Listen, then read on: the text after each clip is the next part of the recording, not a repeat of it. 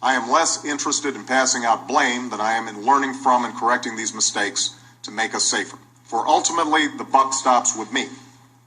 The only measure of my success as president, when people look back 5 years from now or 9 years from now, is going to be, did I get this economy fixed? I love these folks who helped get us in this mess and then suddenly say, well, this is Obama's economy. That's fine. Give it to me. My job is to solve problems, not to stand on the sidelines and carp and gripe.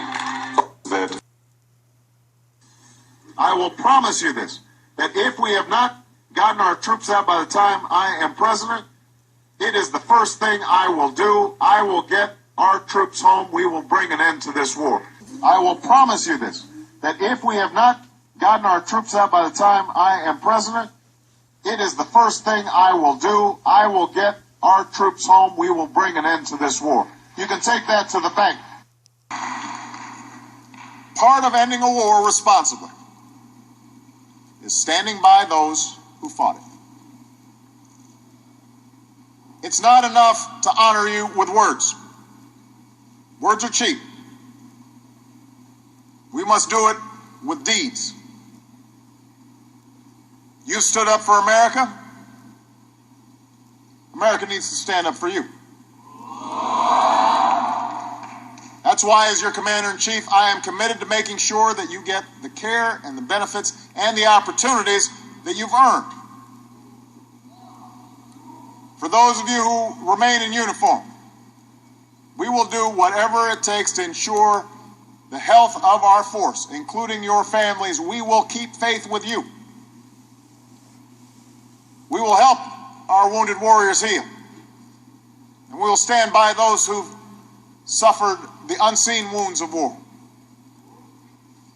And make no mistake, as we go forward as a nation, we are going to keep America's armed forces the strongest fighting force the world has ever seen. That will not stop.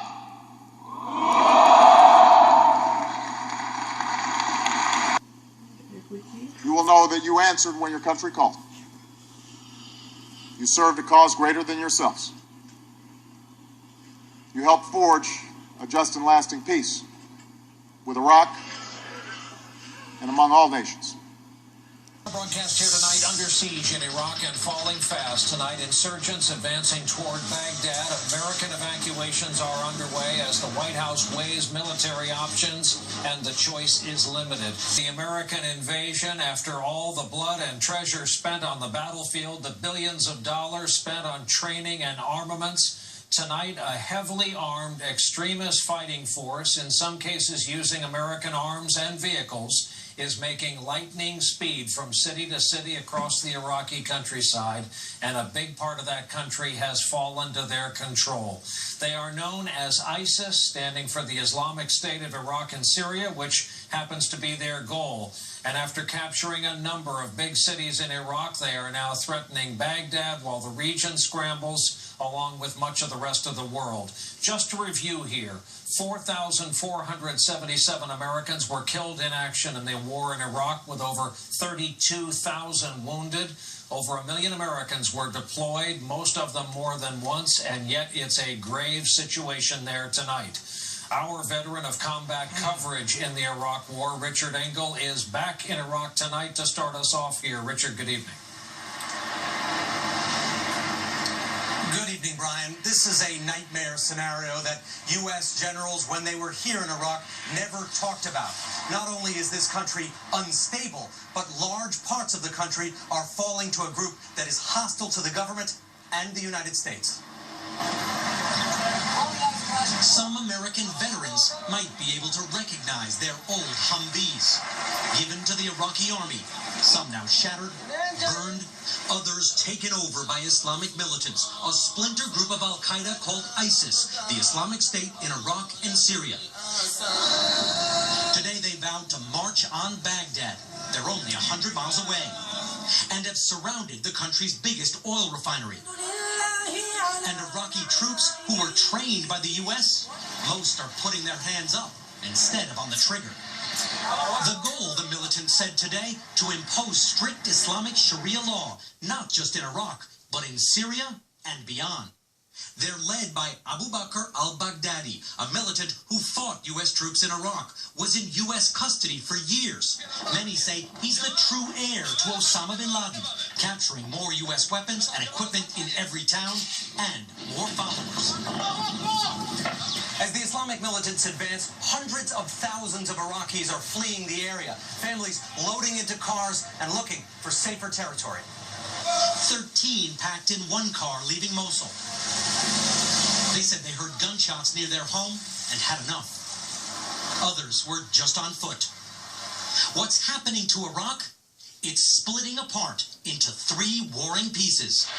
In the West, the militants are taking over and being joined by those nostalgic for Saddam Hussein. In the South, the U.S.-supported Shiite government under Prime Minister Maliki, who has excluded Sunnis from power, is struggling to survive. And in the North, the Kurds, who've longed for independence for a century, are now taking it. Today, Kurdish troops seized Kirkuk, home of one of the biggest oil fields in the world. This volatile patchwork nation the U.S. invaded and then stitched back together with the sweat and lives of thousands of American troops is rapidly coming undone.